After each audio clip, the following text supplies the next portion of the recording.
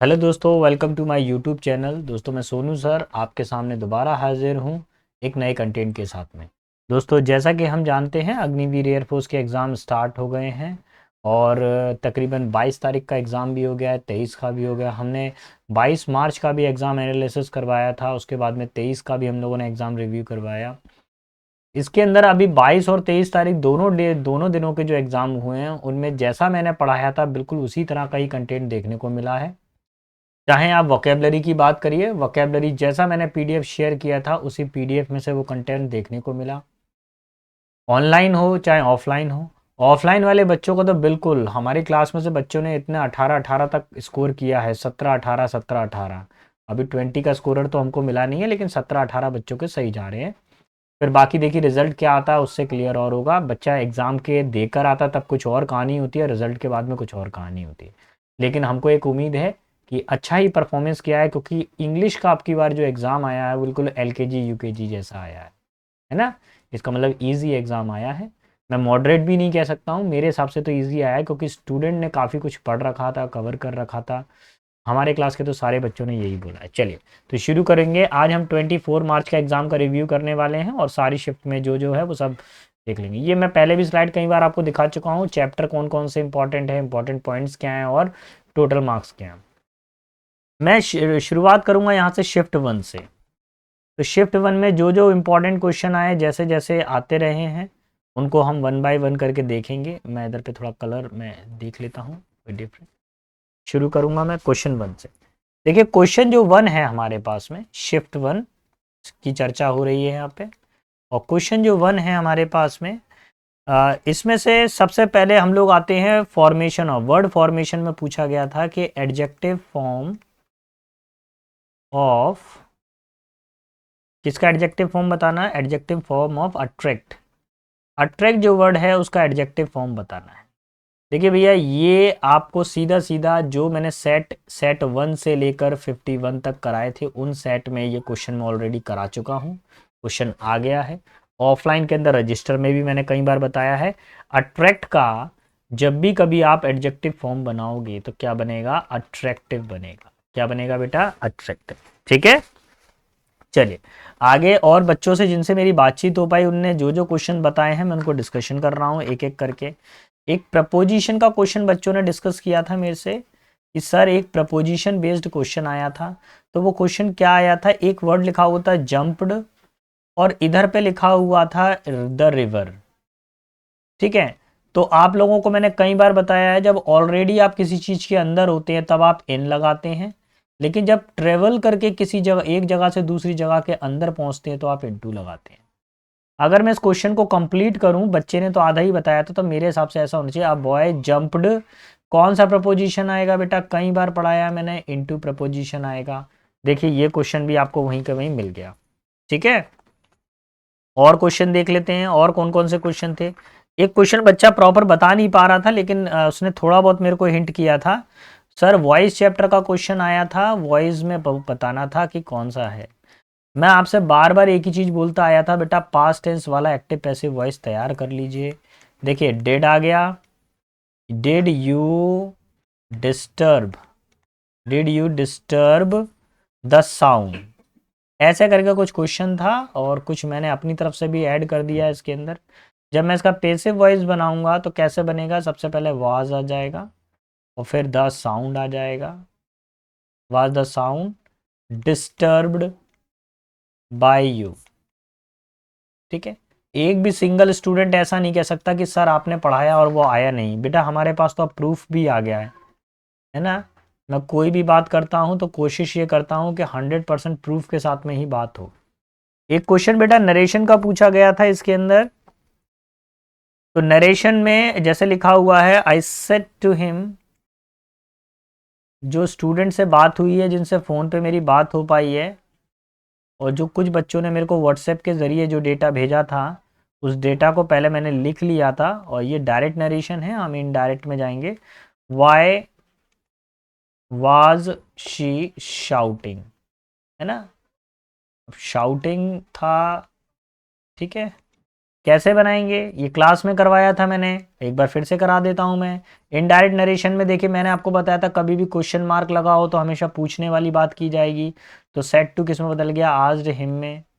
ठीक है, जब क्वेश्चन वर्ड आ जाए तो डायरेक्ट क्वेश्चन वर्ड को रख देना चाहिए, वाई की जगह पर वाई आ जाएगा। अच्छा, यहाँ पर ये रही हेल्पिंग वर्ब, ये रहा सब्जेक्ट। आपको क्या करना पड़ेगा, थोड़ा सा इंटरचेंज करना पड़ेगा। क्या करना पड़ेगा, इसको थोड़ा सा इंटरचेंज करना पड़ेगा। पहले सब्जेक्ट को रखना पड़ेगा, दिमाग में सोच लीजिए, पहले सब्जेक्ट आएगा फिर वर्ब आएगी। तो शी है, थर्ड पर्सन है, शी का शी रहेगा। अच्छा, वाज वर्ब बेटा किस में बदलता है, जल्दी बताइए। इनडायरेक्ट नरेशन बनाते समय वाज वर्ब किस में बदलता है, वाज वर्ब बदलता है बेटा हैड बीन में। किसमें बदलता है, हैड बीन में। तो अभी हमारा आंसर क्या हो जाएगा, हैड बीन शाउटिंग। ठीक है, ये भी क्वेश्चन कराया हुआ है, ऐसा कोई बच्चा नहीं कह सकता कि सर नहीं कराया था, बिल्कुल कराया है ना। आप जाके चेक करिए प्रीवियस वीडियो के अंदर, आपको मिल जाएगा कहीं ना कहीं पर ही। ठीक है, देखिए एक इसके अंदर जो क्वेश्चन आया था, बच्चा बोल रहा था सर डिटरमाइनर चैप्टर में से आया है। डिटरमाइनर में से कौन सा पूछा गया था, उसने लिटिल वाला आ गया था। तो देखिए क्वेश्चन तो प्रॉपर याद नहीं है, लेकिन इस तरीके की कुछ संभावनाएं बन सकती हैं। I had left, I had left dash time, so I could not, so I could not complete the exam, या फिनिश वर्ड हो सकता है यहाँ पर, could not complete the exam। तो देखिए अगर यहाँ पर कितने ऑप्शन बना दिए गए, एक बना दिया गया लिटिल, एक बना दिया गया आ लिटिल, एक बना दिया गया द लिटिल। ठीक है, तो मैंने आपको क्या बताया था, जब सेंटेंस के अंदर नॉट अवेलेबल हो तब आप किसका यूज़ करते हैं, लिटिल का यूज़ करते हैं। तो क्या बोला गया, आई हैव लिटिल टाइम, यानी मेरे पास बहुत कम समय है, मेरे पास बहुत कम समय था, है नहीं, यहाँ पे हैड आना चाहिए। मेरे पास बहुत कम समय था, इसलिए मैं अपने पेपर को पूरा नहीं कर पाया। तो बेटा देखिए एक क्वेश्चन ये वाला आया था लिटिल वाला, ये भी हमने आपको बताया। आगे देखिए क्वेश्चन पूछा गया था करेक्ट स्पेलिंग बतानी थी, क्या बताना था, करेक्ट स्पेलिंग बतानी थी। तो करेक्ट स्पेलिंग में जो पूछी गई थी स्पेलिंग, सब बच्चों को पसंद है, बहुत अच्छी स्पेलिंग आई थी। चॉकलेट वर्ड की स्पेलिंग पूछी गई थी, तो चॉकलेट वर्ड की ये सही स्पेलिंग लिखी हुई है। ठीक है, ये क्वेश्चन आया था। अब और कौन सा क्वेश्चन आया था, एक क्वेश्चन बेटा वन वर्ड सब्स्टिट्यूशन में से आया था, और वो भी बेटा पीडीएफ जो पढ़ाई गई थी, जैसी पीडीएफ मैंने बच्चों को शेयर की थी, जिन बच्चों ने भैया व्हाट्सएप पे मेरी पीडीएफ मांगी थी उन बच्चों को हमने शेयर कर दिया था, टेलीग्राम चैनल पे भी दिया हुआ था। मैं काफ़ी समय से चिल्ला रहा था बेटा याद कर लो याद कर लो याद कर लो, लेकिन अब क्या करें, जब तक आपका मन नहीं करेगा तब तक हम कुछ नहीं कर सकते बेटा, हम तो दूर बैठे हुए हैं। अगर ऑफलाइन वाले बैच में होते तो भाई हम अपनी तरफ से याद करवाते, जैसा हमने अभी ऑफलाइन वाले बच्चों को तरीके से याद करवाया था। सख्ती बरतते हैं हम क्लास के अंदर, बराबर ज़रूरत पड़ती है। तो मैं ऑनलाइन पर हूँ, ज़्यादा बात नहीं कह सकता हूँ मैं, सख्ती बरती जाती है बस। टारगेट दिया जाता है प्रतिदिन 50 क्वेश्चन याद करने का, 50 वोकेबलरी की, याद होती है तो ठीक है, और नहीं याद होती तो फिर हम याद भी करवाते हैं। ठीक है, one who is all powerful. ठीक है, कौन सा आएगा आंसर, सुनते में से आ जाएगा ओमनीपोटेंट। ठीक है, सर्वशक्तिमान, ये वाला वर्ड आया था। ठीक, अच्छा एक क्वेश्चन इन्होंने बताया बच्चे ने कि सर अनलेस पर बेस्ड क्वेश्चन आया था। अब अनलेस पर बेस्ड क्वेश्चन आया था तो मैं एक बता देता हूं कैसा आया, हो सकता है कि संभावना ऐसी हो सकती है। Unless you do not work hard, comma you will not pass. तो देखिए अगर आप मेहनत नहीं करेंगे तो आप सफल नहीं हो पाएंगे। तो यहाँ पे देखिए अनलेस के साथ में कभी डू नॉट डज नॉट आता है क्या, नहीं आता बेटा। तो संभावना ये है कि इस तरह का क्वेश्चन आया हो, बच्चे ने बस सिर्फ इतना बताया कि सर अनलेस वाला क्वेश्चन आया था, उसको क्वेश्चन प्रॉपर याद नहीं था। एक क्वेश्चन बच्चे ने बताया था कि सर वाला आया था हैज बीन और हैड बीन वाला करके आया था, वो भी बता देते हैं कैसा क्वेश्चन है। जैसे he said comma, sorry he said that he dash working for 2 hours. ठीक है, तो अब ऐसी स्थिति के अंदर देखिए, सिंस फॉर का यूज़ किया गया है यहाँ पर। सिंस फॉर का जब यूज़ किया जाता था कौन सा टेंस आता है? प्रेजेंट परफेक्ट टेंस या पास्ट परफेक्ट टेंस या फ्यूचर परफेक्ट टेंस। अभी देखिए यहाँ सैड लगा हुआ है तो इसकी वजह से यहाँ पर आएगा कौन सा आएगा? पास्ट आएगा, लेकिन पास्ट परफेक्ट कंटिन्यूस टेंस आएगा, तो यहाँ पर क्या होना चाहिए? हैड बीन होना चाहिए। तो संभावना ये है कि एक इस तरह का क्वेश्चन भी आपके पेपर में पूछा गया था। और देखिए बच्चे ने क्या बताया है हमको, और इसके अंदर बता रहे थे कि नरेशन करवा दिया, वॉइस करा दिया मैंने। अच्छा हाँ, एक क्वेश्चन वो बोल रहा था कि सर उससे आया था, किसमें से? सब्जेक्ट वर्ब एग्रीमेंट चैप्टर में से आया था। तो वो कौन सा बता रहा था? उसने काउंटिंग हमको बताई थी 12 माइल्स। अब उसने बोला सर 12 माइल्स वाला क्वेश्चन आया था, बस मैं इतने में ही समझ गया कि वो क्या कह रहा है। ठीक है, इधर पे आर लगा दीजिए, इज लगा दीजिए, नॉट अ ग्रेट या लॉन्ग डिस्टेंस, लॉन्ग डिस्टेंस। तो देखिए ये मैंने क्लास में न जाने कितनी बार करवाया था। आर्टिकल वाले चैप्टर में मैंने आपको क्या ट्रिक बताई थी, अगर यहाँ पे आर्टिकल ए और एन लगा हो तो गारंटेड है यहाँ पर क्या आएगा? सिंगुलर वर्ब आएगी। तो इज नहीं, आर नहीं आएगा, क्या आएगा? इज आएगा। 12 मील क्या है? एक लंबा रास्ता होता है। तो ये भी क्वेश्चन हमारे पैसेज में से, रिकॉर्ड में से बना है। पेपर सेट भी अगर आप चेक करोगे तो वहाँ आपको मिल जाएगा आपको। देखिए अब एक क्वेश्चन बच्चा बोल रहा था सर ईदर और में से आया था। आप आइदर पढ़ते हैं, आइदर और में से एक क्वेश्चन आया था। तो वो हो सकता है कि क्वेश्चन कुछ इस तरीके का रहा हो, either he nor his friends, neither he nor his friends are playing now, are playing now. तो देखिए या तो वह खेल रहा है या उसके मित्र खेल रहे हैं। देखिए आइदर के साथ में किसका यूज़ किया जाता है? और का यूज़ किया जाता है। यहाँ पे नॉर लगा हुआ था, मुझे क्या करना पड़ेगा? और का यूज़ करना पड़ेगा। तो एक इस तरह का क्वेश्चन होने की संभावना है। ठीक है, या बच्चा बोल रहा था कि सर उसके अंदर कुछ ऐसा था, ऐसा भी हो सकता है जैसे she does not like coffee,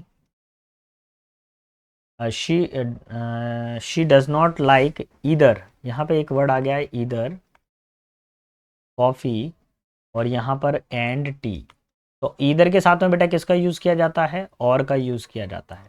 तो ये वाला फॉर्मेशन देखने को मिला था। ठीक है, और देख लेता हूँ मैं इसमें से ग्रामर का कुछ और था, इसके बाद में फिर मैं वोकैब वाले सेशन पर आऊँगा। वोकैब में कैसा आया है? यहाँ पे ग्रामर के पार्ट में तो बेटा इतना ही डेटा पूछा गया था फर्स्ट शिफ्ट के अंदर। अब मैं वोकैबलरी बेस्ड बता देता हूँ क्या क्या पूछा गया था वोकैब में। देखिए वोकैबलरी में वन वर्ड सब्स्टिट्यूशन में आपको बता चुका हूँ, और अब मैं जो चर्चा करने वाला हूं वो करूंगा सिनोनिम एंटोनिम्स की, कौन कौन से क्वेश्चन कैसे पूछे गए थे। एक क्वेश्चन आया था सिनोनिम में से, जिसको आप साइनो बोलते हो।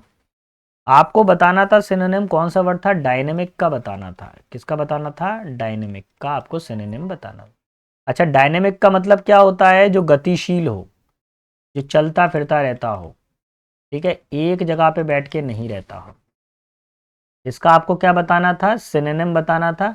अब ऑप्शन तो बच्चे को याद नहीं थे, लेकिन क्वेश्चन जरूर याद रहता है, तो उसी के आधार पे हम इसके ऑप्शन बनाने की प्रयास करेंगे। तो देखिए डायनेमिक का सबसे पहले मैं ये एस फॉर सिनोनिम, सिनोनिम बनाने की कोशिश करूंगा। क्या क्या होता है डायनेमिक का सिनोनिम? देखिए एनर्जेटिक, एक ये वर्ड है, ये कई बार एग्जाम में पूछा गया है। एनर्जेटिक हो सकता है आपके पेपर में आया हो। एक्टिव, एक और वर्ड बताया था फोर्सफुल। ठीक है, अब मैं इसके एंटेनिम आपके सामने प्रेजेंट करूंगा कि एंटेनिम्स कैसे आए हैं इसके। तो अगर एंटेनिम्स की चर्चा करें तो एंटेनिम्स में उन्होंने जो दिया था ए फॉर एंटेनिम्स, हो सकता है जैसे एक्टिव, वो कोई डायनेमिक है तो डायनेमिक का क्या हो जाता है? स्टैटिक हो जाता है। Dynamic memory, static memory. कोई एक्टिव है तो क्या हो जाएगा? अपोजिट इसका इनएक्टिव हो जाएगा, अपोजिट बनाना होता है। ठीक है, और क्या हो सकता है? कोई व्यक्ति काफ़ी आलसी है तो स्लगिश हो सकता है। तो देखिए मैंने सिनोनिम भी बता दिया आपको, एंटोनिम भी बता दिया। मैच कर लेना बेटा कौन सा हमारे एग्जाम में आया था। ठीक है, अगला क्वेश्चन जो आया था वो एंटो पूछा गया था आपसे, जिसमें से वर्ड है हमारे पास में ऑकर्ड।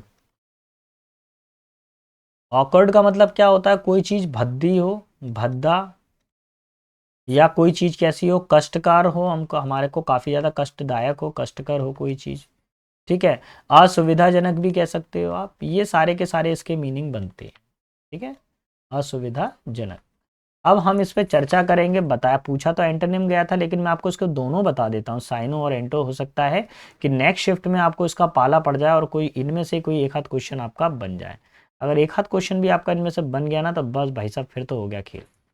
देखिए, अब इसका जो हम चर्चा करने वाले हैं, इसके अंदर सबसे पहले तो मैं इसका बताऊंगा साइनोनियम्स। तो देखिए क्या बता रहे हैं इसके अंदर साइनोनियम्स में। जैसे ऑकवर्ड के लिए ज़्यादातर एग्जाम में आता है क्लमसी। क्लमसी का मतलब होता है भद्दा या बेकार। इनएप्ट, इनएप्ट का मतलब क्या होता है, अयोग्य। गॉश, गॉश का मतलब भी क्या होता है, कोई चीज़ अयोग्य हो। इसका हम लोग एंटोनिम बनाएंगे, तो कोई चीज़ क्या हो, हमारे लिए बहुत ही ज़्यादा आकर्षक हो, तो ग्रेसफुल हो, ठीक है। ये अयोग्य है तो ये योग्य हो जाएगी, एप्ट हो जाएगा, ठीक है। और आप ऐसा भी कह सकते हैं इसको कन्वीनियंट। कन्वीनियंट का मतलब भी क्या होता है हमारे पास में, ई आएगा बेटा यहाँ पे। कन्वीनियंट का मतलब भी क्या होता है हमारे पास में, सुविधाजनक होता है। कोई चीज़ बहुत, कोई व्यक्ति का काफ़ी स्मार्ट हो सकता है, तो एड्रॉइड कह सकते हैं, ये भी इसका संभावना है बनने की। चले, इसके अंदर एक और देखेंगे वर्ड, एक और क्वेश्चन आया था, उसका भी एंटो आपसे पूछा था, ऑब्लिगेटरी का। आपको सुनने में बहुत अजीब लगेगा बेटा, फुल वोकैब, जितने भी वोकैबलरी आई पीडीएफ में से ही आई है। आपने क्वेश्चन याद किया, ऑप्शन को देख लिया होता, तो बस सिर्फ अंतर इतना हो गया है कि ऑप्शन का क्वेश्चन बन गया, क्वेश्चन का ऑप्शन बन गया, क्वेश्चन वही आया। ऑब्लिगेटरी का मतलब क्या होता है, कोई चीज हमारे लिए बहुत अति आवश्यक हो। कैसी हो, आवश्यक हो, तो ऑब्लिगेटरी कहलाता है, ठीक है। कौन कौन से वर्ड हैं, जैसे नेसेसरी। नेसेसरी का मतलब क्या होता है बताइए, सिनोनिम बताएंगे। नेसेसरी का मतलब क्या होता है, कोई काम करना बहुत ज़रूरी हो, आवश्यक हो, तो नेसेसरी होगा, ठीक है। कोई काम करना बहुत ज़रूरी है तो मैंडेटरी हो गया। अब हम तो केवल अनुमान लगा रहे हैं कि बेटा ये वर्ड आ सकते हैं, क्योंकि एयरफोर्स में ऐसे वर्ड हैं जो रिपीट होते ही रहते हैं। कंपलसरी हो गया। इसका मैं एंटोनिम बनाने वाला हूँ। एंटोनिम कैसे बनेगा, इसका जब एंटोनिम बनाऊंगा तो सबसे पहले मेरे को क्या चाहिए होगा, अपोजिट बना रहे हैं ना, तो कोई भी चीज़ नेसेसरी है तो दूसरा भैया ऑप्शनल कर दीजिए, ठीक है। या आप क्या कर दीजिए, उसका इलेक्टिव कर दीजिए, इलेक्टिव, चयनात्मक है, पसंद आएगा तो चयन कर लेंगे, नहीं तो छोड़ देंगे। वॉलेंटियर कर दोगे, वॉलेंटरी का मतलब क्या होता है, स्व इच्छा से। तो अब इनमें से कोई भी एंटोनिम आपके एग्जाम में पूछा जा सकता है। तो मैं एक बार फिर से चेक करूंगा, मैंने एंटोनिम बता दिया, सिनोनिम आपको बताया, और यहाँ पे ग्रामर के सारे पोर्शन बता दिए। तो आई थिंक इसके अंदर जो शिफ्ट 1 का जो डेटा था वो मेरा कंप्लीट होता है, इतना ही जानकारी मेरे को मिल पाई थी। अब मैं शिफ्ट 2 के बारे में चर्चा करने वाला हूं बेटा। शिफ्ट 2 में क्या हुआ था और कैसा क्वेश्चन आया था वो मैं चर्चा करूंगा मैं, ठीक है। शिफ्ट सेकंड में क्या हुआ था, तो सबसे पहले मैं जाऊंगा इधर पर। जो पहला क्वेश्चन आया था बेटा, वो क्वेश्चन टैग से आया था। किससे आया था पहला क्वेश्चन, क्वेश्चन टैग चैप्टर से आया था। क्या आया था, मिस्टर शर्मा, मिस्टर शर्मा रिकॉनॉन, रिकॉनॉइड नन, इसका आपको बनाना था क्वेश्चन टैग। देखिए नन लग गया इसके अंदर, क्या लग गया, नन। तो यानी कि सेंटेंस हो गया नेगेटिव, क्वेश्चन टैग बनेगा पॉजिटिव। सबसे पहले वर्ब को उठाइए। रिकॉन जो वर्ब है, वर्ब की सेकंड फॉर्म है, इसलिए क्या आ गया, डिड आ गया, ठीक है। और उसके बाद में मिस्टर शर्मा एक मेल कैटेगरी है, इसलिए हमने किसका यूज किया, ही का। तो हमारा आंसर क्या हो गया, डिड ही। ये क्वेश्चन आपके पेपर में आ चुका है, ठीक है। एक क्वेश्चन बच्चा बोल रहा था कि सर बिकॉज से आया था, कंजंक्शन बेस्ड क्वेश्चन आया था, लेकिन बच्चे को क्वेश्चन याद नहीं था, लेकिन सर वो बोल रहा था कि सर मेरा आंसर बिकॉज है। तो बिकॉज का यूज हम कब करते हैं, कारण बताने के लिए। पहले क्या हो जाता है, वर्क हो जाता है, पहले कार्य होता है, और उसके बाद में हम क्या बताते हैं, उसका कारण बताते हैं। मैं एक एग्जाम्पल सेट करने की कोशिश करता हूं, हो सकता है कुछ इसी तरह का रहा हो। जैसे अ, अ,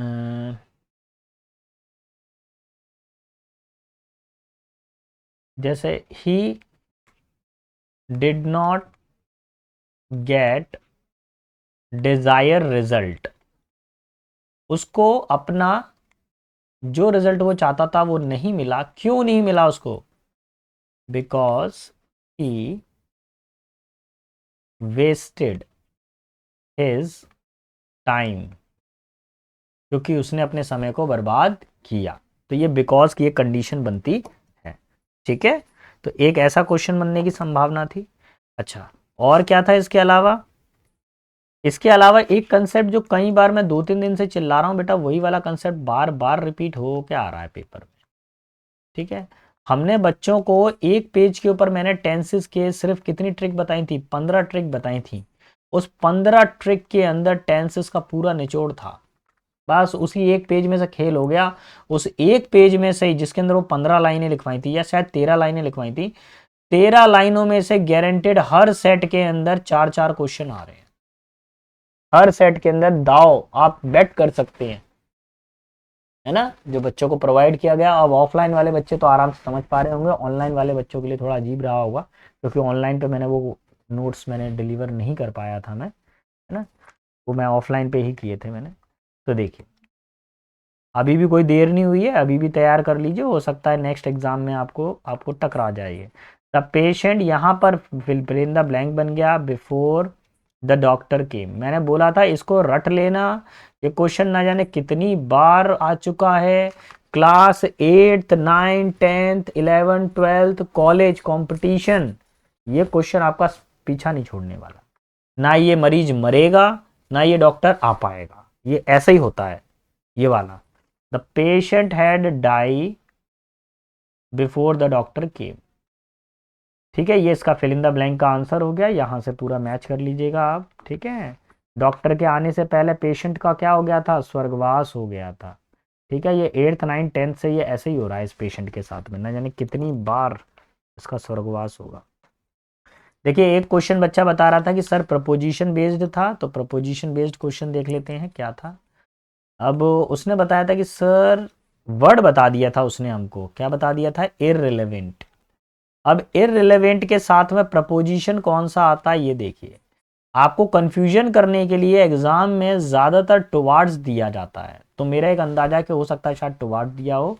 तो बेटा इसमें कभी टुवार्ड्स नहीं लगता है, इसमें क्या लगता है? इररिलेवेंट के साथ में हमेशा TO2 लगता है। तो एक क्वेश्चन बेटा प्रपोजिशन का आपके पास में ये टकराया। ठीक, अब आगे और देखेंगे।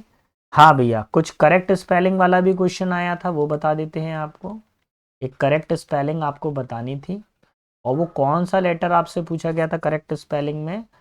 अनफॉरगेटेबल।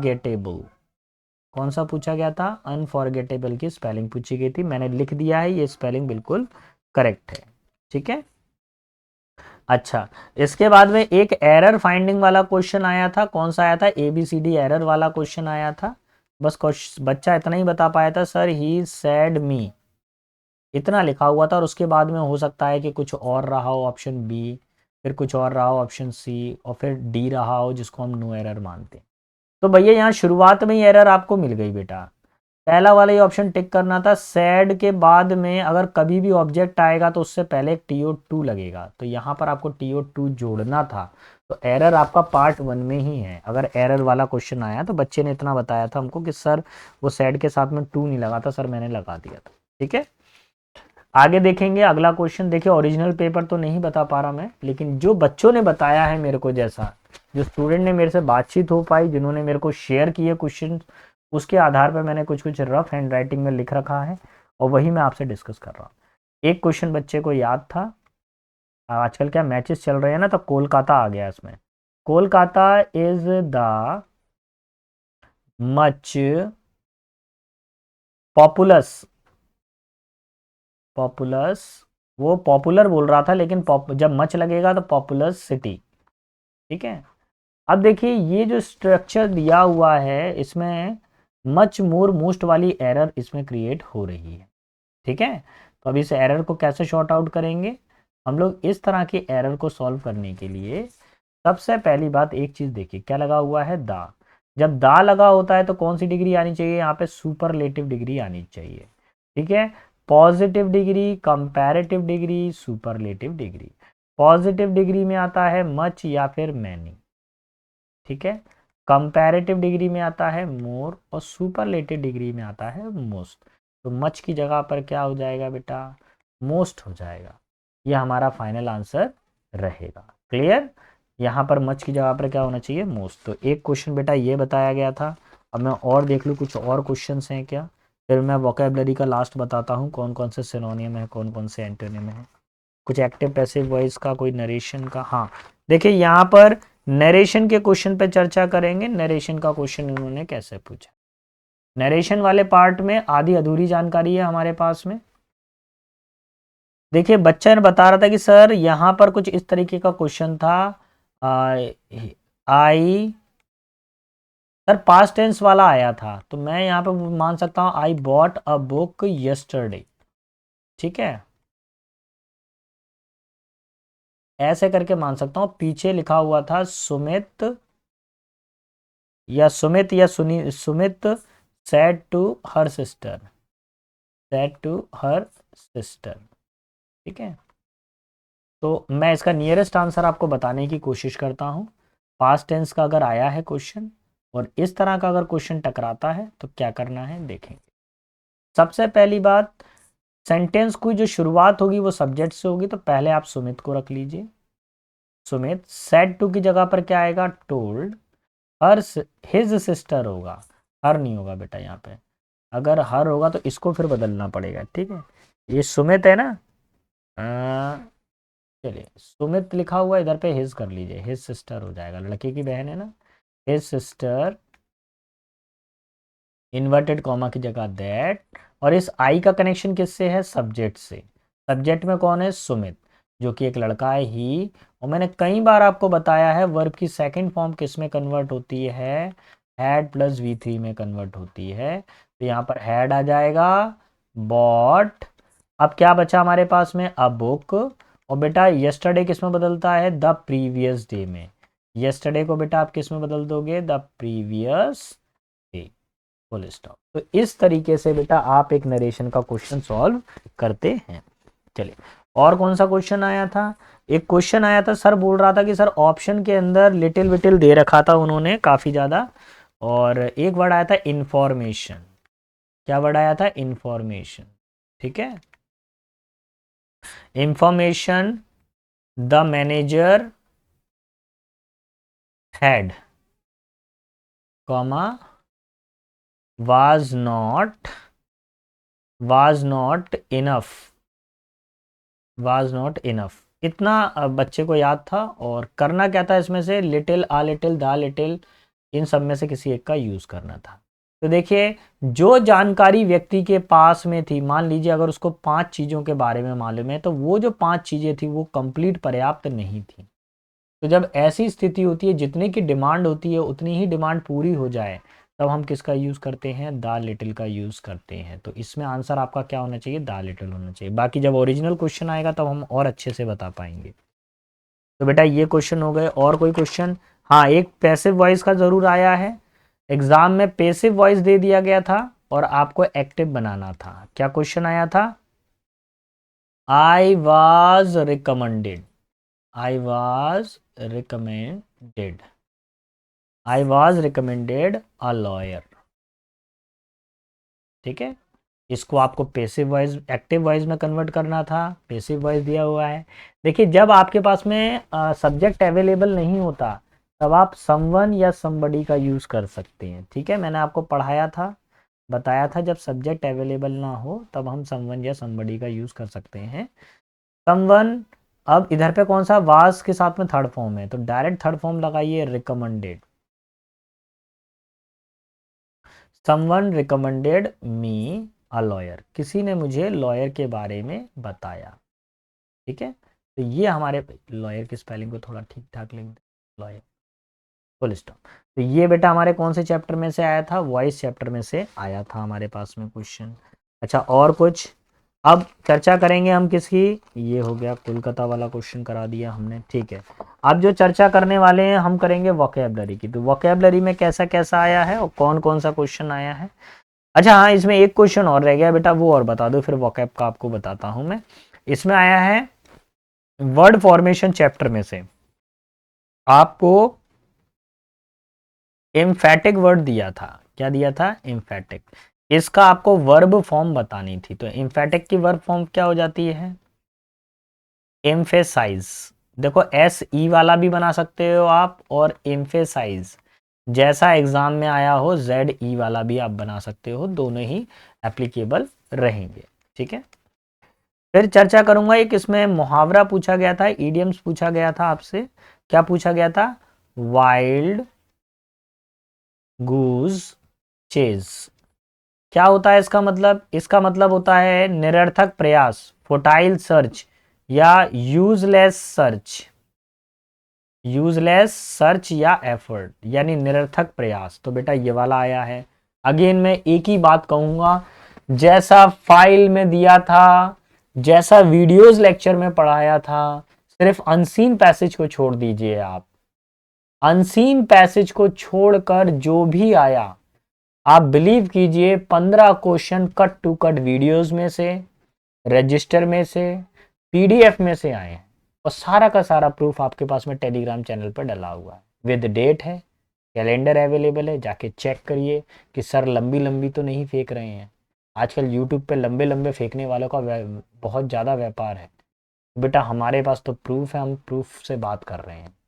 ठीक है, पढ़ना पड़ता है बेटा, देखिए ऐसे नहीं हो जाता, आपको प्रैक्टिस करनी पड़ेगी, पढ़ना पड़ेगा। चलिए आगे एग्जाम के लिए भी तैयार रहें। देखिए सिनोनिम पूछा गया था, वर्ड आया था आपके पास फ्लोरिश। अच्छा, फ्लोरिश का मीनिंग क्या होता है बताइए? फ्लोरिश का मीनिंग होता है काफी ज्यादा फलना फूलना, फलना फूलना। ठीक है, अब इसका आपको क्या करना है? सिनोनिम बताना है फ्लोरिश का। तो फ्लोरिश के लिए आपके पास में सिनोनिम बताना है। तो देखिए एक तो होता है प्रोस्पर। प्रॉस्पर का मतलब भी क्या होता है? फलना फूलना। किसी चीज में क्या हो जाते हैं? सफल हो जाते हैं हम लोग, तो क्या हो जाते हैं? सक्सीड हो जाते हैं। थ्राइव, थ्राइव का मतलब भी क्या होता है? फलना फूलना होता है। ठीक है, आप इसको ग्रो भी कर सकते हो, ग्रोथ कर रहे हैं तो फल रहे फूल रहे हैं। ठीक है, एंटेनिम क्या हो जाएगा इसका अपोजिट? एंटेनिम में हो जाएगा जैसे आप वो ग्रो कर रहा है, थ्राइव कर रहा है, तो फेड हो गए, मुरझा गए। किसी चीज को देख के कैसे हो गए? मुरझा गए। असफल हो गए, फेल हो गए। ठीक है, डिक्लाइन हो गए, किसी की तरक्की हो रही है और आपकी अवनति हो रही है तो डिक्लाइन हो गए। ठीक है, इस तरीके के जो वर्ड आएंगे वो किसको दर्शाते हैं? फ्लोरिश के सिनोनिम और एंटोनिम। अगला कौन सा वर्ड आया था हमारे पास में? एंटोनिम ईडियम फ्रेजेस करा दिया, फ्लोरिश करा दिया हमने। चलिए इसके बाद में बेटा हमसे एक और साइनो पूछा गया था, सिनोनिम पूछा गया था इसका, और वो क्या है हमारे पास में? वर्ड है एंथिया, एंथियासिज्म, एंथ्यूजिज्म, एंथियासिज्म। ठीक है, तो ये वर्ड है, इसका मतलब क्या होता है? जोशपूर्ण होता है। क्या होता है? जोशपूर्ण रहता है। ठीक है, इसका मोस्ट फेमस सिनोनिम है, सभी को मालूम है, जील। जील बहुत बार आता है। पैशन यानी किसी चीज को लेकर जुनून होना, जोशपूर्ण होना। एक्साइटमेंट होना किसी चीज को लेकर, आप काफी ज्यादा एक्साइटेड हैं किसी चीज को लेकर। ठीक है, आप क्या कर सकते हो? किसी चीज को लेकर निराश हैं तो अपैथी है। एक वर्ड जो आपके एग्जाम में बहुत टकराता है, इनडिफरेंस, यानी कि निराश होता है ये। ठीक है, और वर्ड हो सकता है कि किसी चीज को लेकर आप बिल्कुल ध्यान नहीं दे रहे हैं, जोशपूर्ण नहीं है, निराश हैं, तो क्या कह सकते हैं? अनकंसर्न्ड कह सकते हैं। ठीक है, तो ये आपके पास में सिनोनिम बनने की संभावना है, जो भी वर्ड आया हो वो इसमें से देख सकते हैं। अच्छा, यहाँ पर आप इसका एनर्जेटिक भी बना सकते हैं, एनर्जेटिक। ठीक है, चलिए तो भैया अब इस सेशन के अंदर और देख लेते हैं, कुछ और था क्या? एक बार मैं सरसरी नज़र और करूंगा मैं। हाँ, एक एंटोनिम और पूछा गया है, तो एंटोनिम्स और देख लेते हैं। वर्ड आया था हमारे पास में ऑस्पिशियस। ठीक है, और ऑस्पिशियस का मतलब क्या होता है? कोई चीज़ शुभ हो, अच्छा हो। इसका साइनो क्या होता है? फेवरेबल।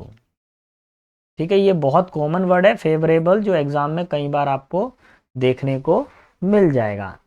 फेवरेबल, स्पेलिंग थोड़ा ठीक लिखूंगा, FAVOURRABLE, फेवरेबल। ठीक है, कोई चीज बहुत कैसी हो? प्रॉपिटियस हो। ठीक है, फेवरेबल है यानी कि प्लीजेंट है, मौसम अनुकूल है। ठीक है, प्रॉमिसिंग है, बहुत पसंद आ रही है लोगों को। ठीक है, अब इसका अपोजिट क्या हो जाता है? कोई चीज क्या हो? हमारे लिए खराब हो, है ना, अनलकी कह सकते हैं। कैसी हो? अनलकी। अनफॉर्चुनेट कह सकते हो, अनफॉर्चुनेट। या आप कह सकते हो अनफेवरेबल, अनफेवरेबल। तो देखिए बेटा यहाँ पर ये आकर आपके ऑस्पिशियस वाला भी मैंने करवा दिया। एक लुक कर लेता हूँ मैं, कहीं कुछ और तो नहीं रह गया। यहाँ से ये सारे क्वेश्चन हो गए, यहाँ से ये सारे क्वेश्चन हो गए हैं कंप्लीट अपने। ठीक है बेटा, तो ये बेटा शिफ्ट सेकंड का यहाँ तक का पूरा दिया था मैंने, बताया आपको कैसा कैसा पेपर आया, क्या हुआ क्या नहीं हुआ। आप लोगों ने भी अच्छे से तैयारी किया होगा और मुझे आशा है कि इस साल आपका सिलेक्शन ज़रूर ज़रूर हो। आगे भी हम लोग देखेंगे, आगे भी आपके लिए अलग अलग एग्ज़ाम्स के लिए हम लोग तैयारी करवाते हैं। तो अब एसएससी, बैंक, डिफेंस, इंटरव्यू, इन सब के लिए भी हम लोग तैयारी करवाते हैं। हिंदी शॉर्ट हैंड क्लासेस भी रहती हैं हमारी ऑफलाइन पर। आई होप आप लोगों का पेपर बहुत अच्छा गया हो इस साल। हमारी प्रार्थना है कि आपका सिलेक्शन हो बेटा। अच्छे से तैयारी करो और सिलेक्शन लो, अपने और अपने माता पिता के नाम को रोशन करिए। तब तक के लिए सारे बच्चों को जय हिंद जवानों। मिलते हैं अगले वीडियो में अगली सीरीज़ के साथ।